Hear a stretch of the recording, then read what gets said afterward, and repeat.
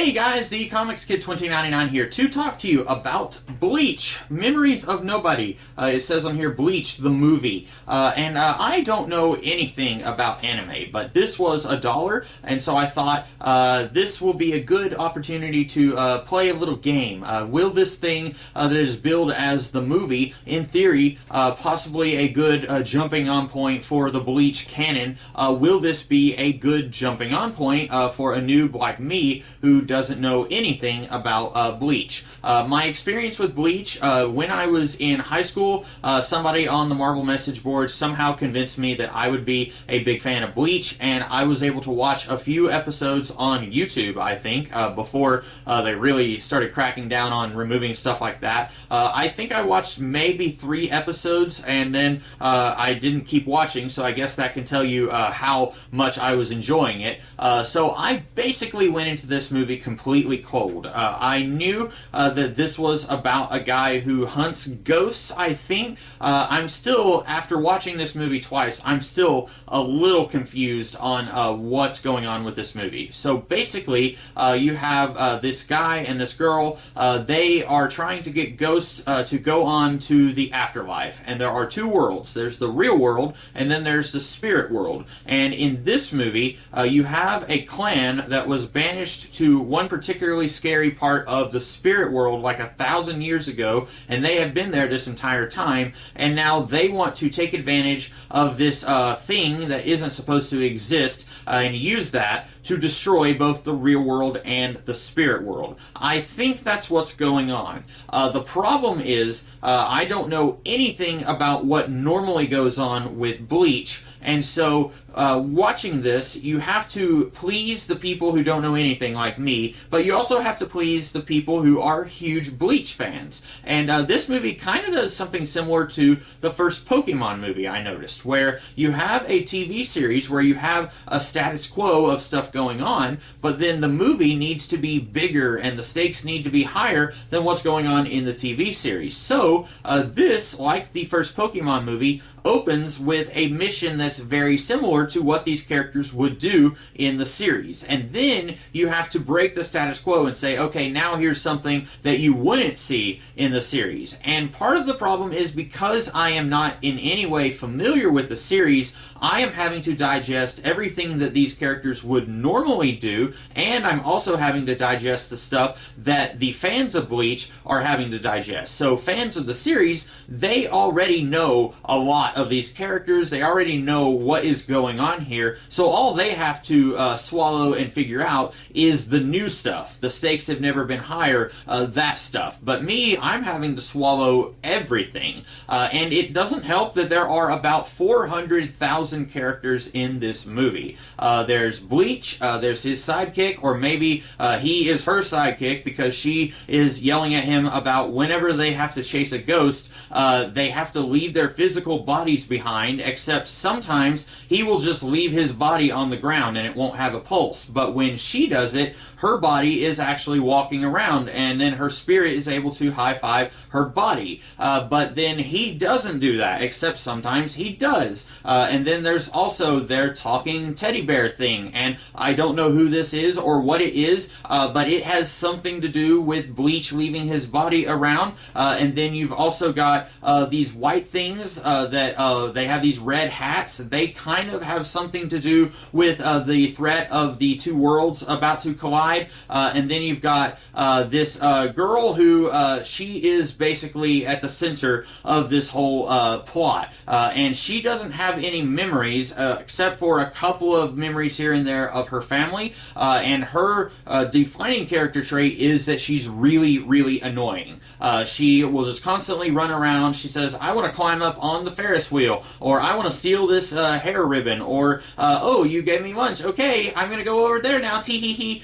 That's her character trait. And she thinks that she is a soul reaver, and I'm really confused because Bleach at one point is called a substitute soul reaver. But then at one point he asks another soul reaver, can a soul reaver have memories from when they were a human? And the other one says, no, I don't think so. So that makes me think that most of these people in black robes are not actually human. but Bleach is, because we also have Bleach's family here, and they don't act like there's anything weird or supernatural with him, and I just barely remember his dad being really annoying in the episodes that I watched a long time ago, so I think that Bleach actually has a secret identity, and then he also has friends from school. I remember some of these characters, and I don't think that they actually knew anything about his ghost hunting adventures in the episodes that I watched, but then in this movie they mentioned something about the Soul Society, and one of them is actually able to heal Bleach after he got stabbed with a soul sword. And then you also have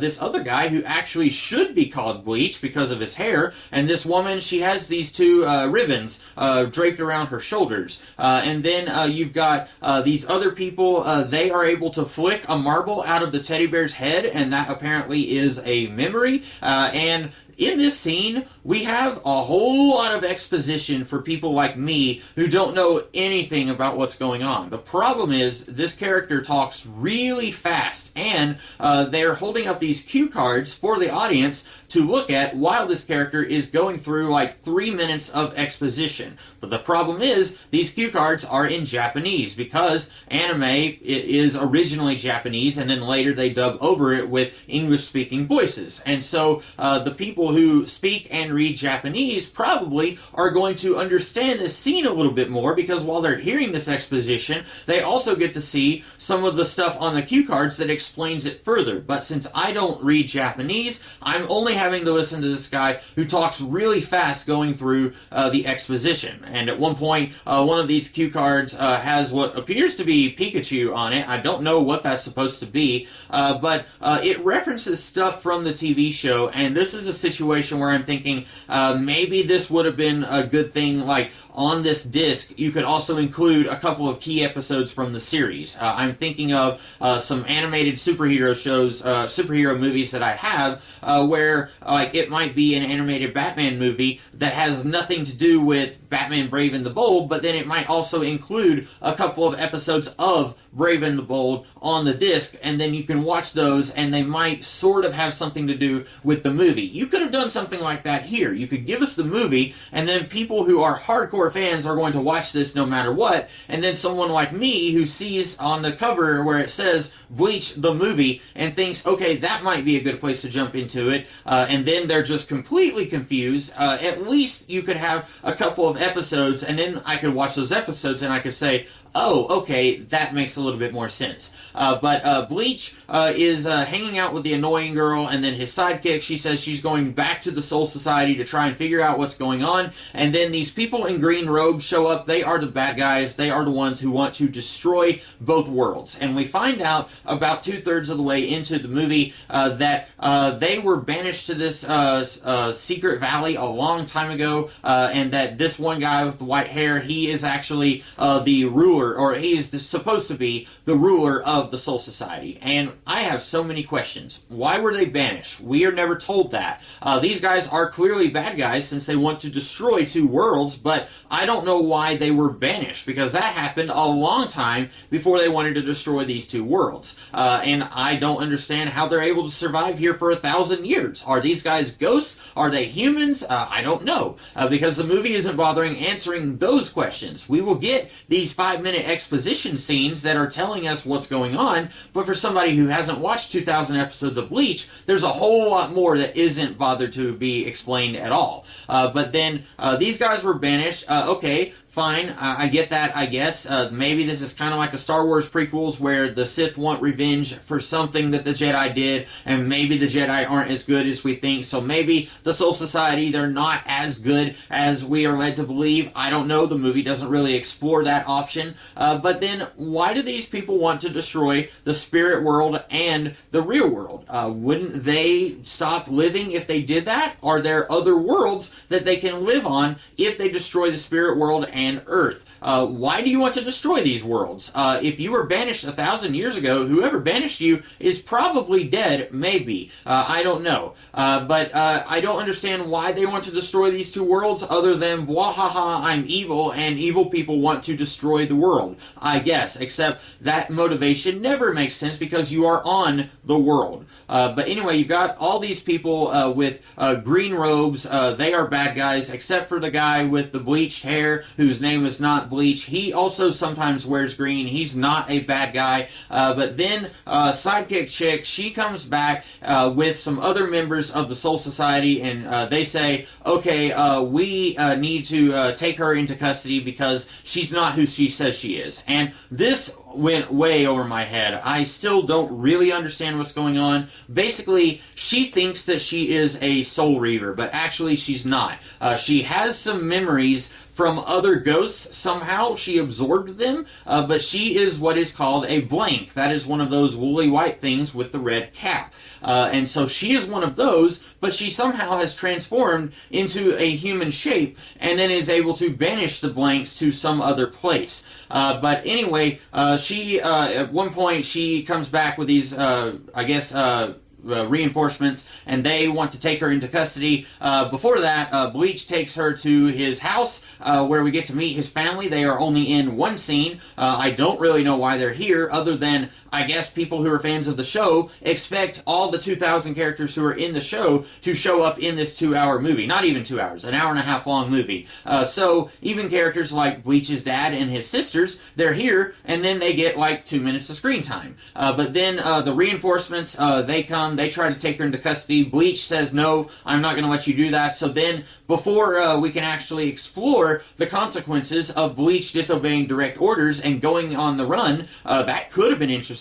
Then the bad guys come, they stab Bleach with a sword, they kidnap her, then Bleach's high school friends heal him, and then he figures out where there's a portal to the spirit world, so he goes there, and then some other people go with him. There are like 10,000 people in the Soul Society in this movie. I'm not even kidding. I don't know any of their names. I don't know anything that differentiates this guy with red hair from this guy with white hair. Is one of them the bad boy and one of them follows the rules? I have no idea. I don't know if these are characters from the show or if they were just introduced in this movie. Then we also have some other people at the Soul Society. We have Bald Santa Claus, who might have been alive whenever these bad guys in green were banished to the spirit world. He might have done that. I don't know. Or maybe he is one in a long line of leaders of the Soul Society, and he had nothing to do with banishing the bad guys. And if that's the case, then I still don't understand why the bad guys are doing what they're doing. We have Guy, whose face kind of looks like the inside of a clock, and he also has a thing on his forehead. We have this one guy who's wearing the upside-down basket hat thing. I'm not trying to be insensitive. I don't know what kind of hat that is. You see that a lot in movies set in Japan. He's here along with all the other people in this shot. Then you also have this guy who's a fox. I don't know who these people are. There are a lot of characters in this movie, and the plot makes some kind of sense, but I really think this movie would have benefited from streamlining. Get rid of 80% of the characters who all have like a minute of screen time. Really focus on Bleach, his sidekick, and then this new girl that they meet, and then you can tell a story that people like me are going to understand. When you do that scene at the beginning of the movie that shows us, oh, okay, these guys, they banished ghosts to another realm, I get it now. Then you can tell a new story that is different than what you do in the TV show, and people who are really big fans of Bleach are going to enjoy it because it has a few characters from the anime. You don't have to put every single character from the anime in this story, and then people like me who don't know anything about Bleach, they will at least be able to understand almost everything that's going on. I don't think that I liked this very much. I bought it where I work, and I had the option of getting another Bleach movie. I don't know how many there are. There were, I think, 2 or maybe 3 Bleach movies. I don't know. But I only bought the first one. I was thinking if I don't like this, then I don't want to be stuck with 2. And I'm not going to buy the second one. I did not enjoy this. Even if the second one is a completely standalone adventure, this one was just handled so poorly. It had absolutely no regard for people like me who don't know what's going on. The movie basically says, that's your problem. You can go and watch 10,000 episodes of Bleach, and then you can come back back, but I don't want to do that. I don't want to do homework to watch a movie and try to enjoy it. I don't expect everyone to read every Batman comic before they watch Batman Begins. I feel like that's kind of the same here. This really made me feel a little bit of something for people who want to try and get into superhero comics. I feel like I am pretty knowledgeable about superhero comics, and I don't think that they're that confusing most of the time. But if somebody who is a gigantic fan of Bleach then decided, I want to try and read Superman for the first time, and then they picked up a book, and then it has characters from the Phantom Zone, Mr. Mixius Spitlick, the Prankster, the Toyman, and all these characters, you know, like, I don't know, whatever happened to the Man of Tomorrow. If someone tried to pick up that comic without reading any other Superman, that would be confusing. And so I kind of understand people who come into comics and they say superhero comics are really confusing and I don't understand anything. Because now that I have seen this monstrosity, I understand.